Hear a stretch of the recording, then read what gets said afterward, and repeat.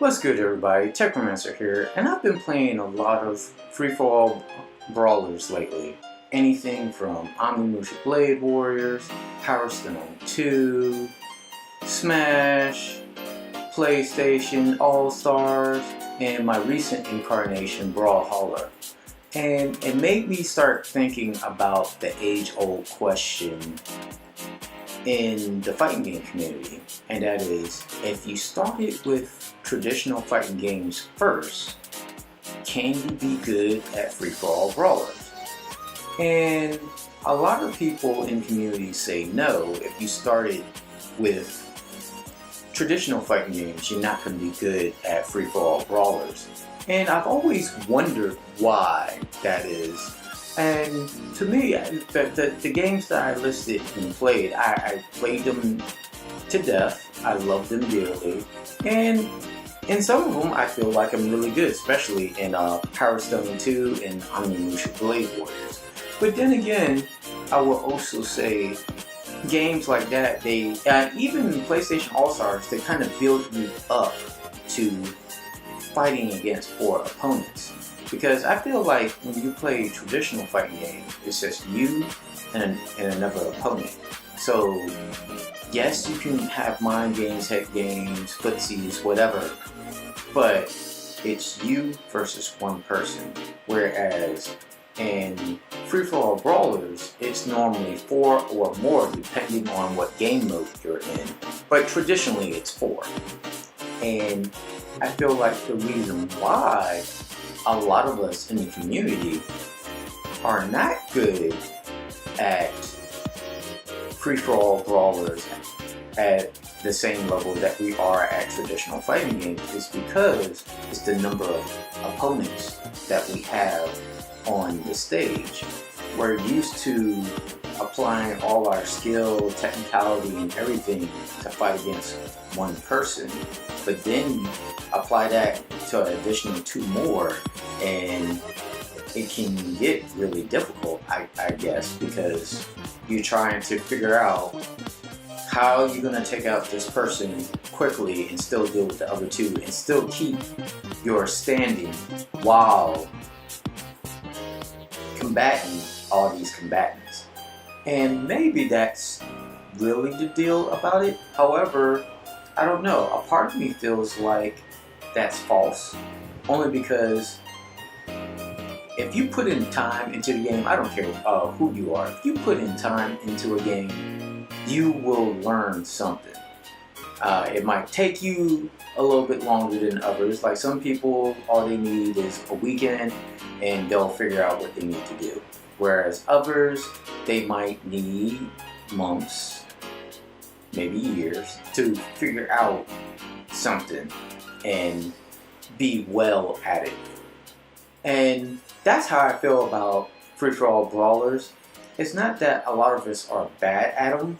If you started with traditional fighting games, I feel like a lot of us, especially if we're over at a friend's house and stuff, and a friend is like, hey, well, I'm not good at Tekken, or I'm not good at Street Fighter, but you know what I like to play? I like to play Smash Bros.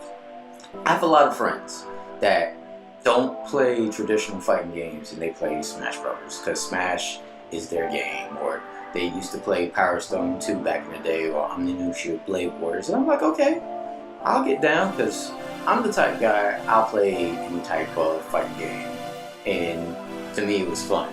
So I would sit down, and of course you'll get your butt whooped the first couple of games, but eventually you'll start learning mechanics and stuff and you get really good at it.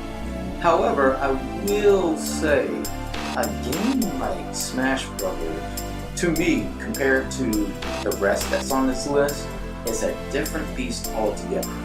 Because Smash Brothers actually does have a lot of technicality with wave dash and chain throws and so forth, that if you're a beginner trying to play these games and you're playing with friends and stuff at first, but you're really trying to understand mechanics, and let's say you have that one friend that's a tournament player, because everybody has that one friend that's a tournament player, and he starts doing stuff, you're like, yo, I want to pay him back.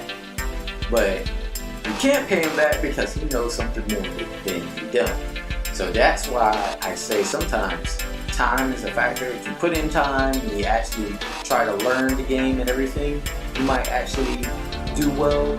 But at the same token, I feel like a lot of us that play traditional fighters, we rather spend our time on traditional fighters than games like Smash, Brawlhalla, you name it.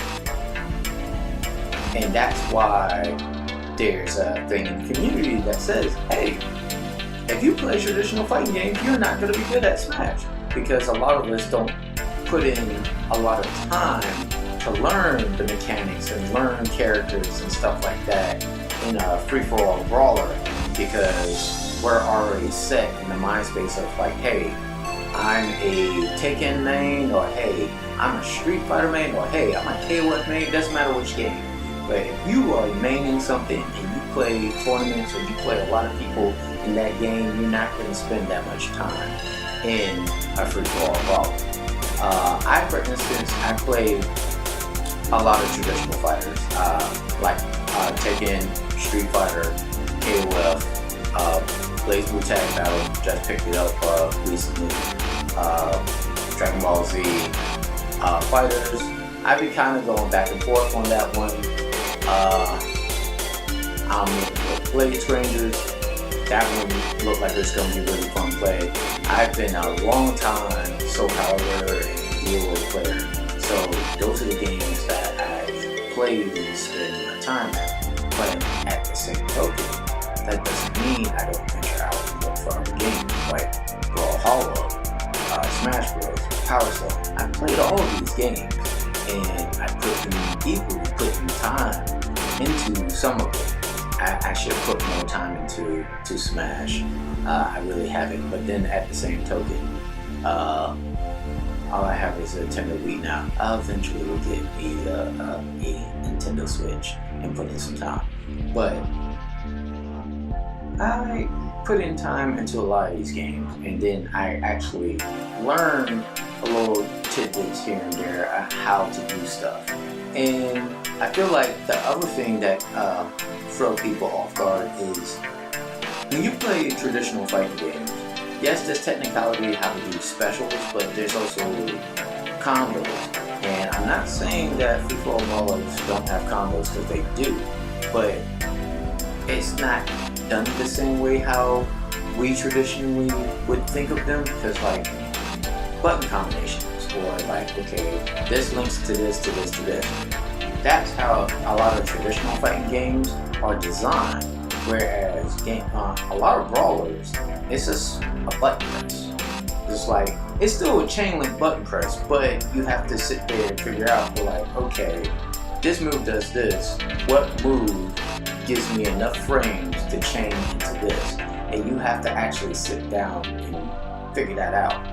No, a lot of Street Fighter heads, they do that anyway with frame data and stuff like that. But it's a little bit different with the free-for-all brawlers, and I think that's another thing that comes into play, that a lot of people don't sit there and really take the time to analyze, like, okay, this does this, this does this, with this, okay, I think I got this. But then you gotta apply it in real world situation, and that's always a problem. Doesn't matter what fighting game you play, you gotta apply it in real world situation. And if you can't get it off in real world situation, you get discouraged and you won't try to do it, or you keep practicing it and you do get it. So a lot of times it's not